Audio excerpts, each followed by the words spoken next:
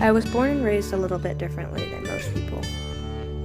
June 25th, 1998, a little Heather Knight welcomed the world ready to explore. I was born into a little town of Marshallville, Ohio, on a big 100-acre farm that my family and my grandparents lived on. Let me tell you, that was the life. Day in and day out, I had all sorts of adventures. Some days I would go out and help my dad feed the cows. Some days chase around the little barn cats around the yard. I absolutely loved it. We had a big red barn too that we would play around in, my other 5 siblings and I.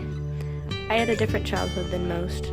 Most kids at my young age of 7 spent their weekends watching TV or going on little play dates with the other little kids. For me, age 7 was an age of exploration. At 7, I spent my days riding horses and dirt biking, sitting atop the big juniper tree in our front yard.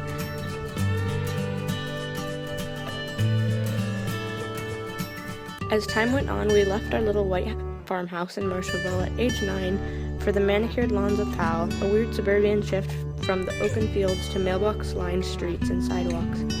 Little 9-year-old me was out of my comfort zone and into a world where technology and following the latest trends was much more popular than adventuring in the familiar great outdoors. This was my world now. The other kids weren't like me. I was into climbing trees and playing in streams, and they were into Game Boys and SpongeBob.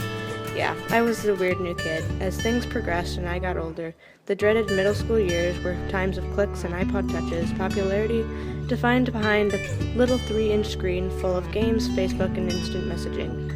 At first I felt left out of these cool new trends, not having an iPod, a cell phone, or even an email address at the time. When I finally did get a phone, it was in 8th grade, and to have the luxury of a smartphone at such a young age was out of the question. Actually, it wasn't until the end of my junior year when I first got my smartphone. Now, I look around at the world, and it almost seems sad to me when I look at little 3-year-olds that can already unlock iPads on their own, and 7-year-olds with shiny iPhone 5s. It's sad to think that kids may never get to have such a richly filled childhood as I did, while they're nearly enslaved to their devices. Is it time to pull the plug? Even now, I have limits on technology, and still now I prefer my adventures any day, whether it be going out and running miles somewhere new, or hanging my hammock up high 10 feet up in the tree tops. In a time where my childhood is slipping away so quickly from me, I'm glad I grew up how I did. I grew up truly free.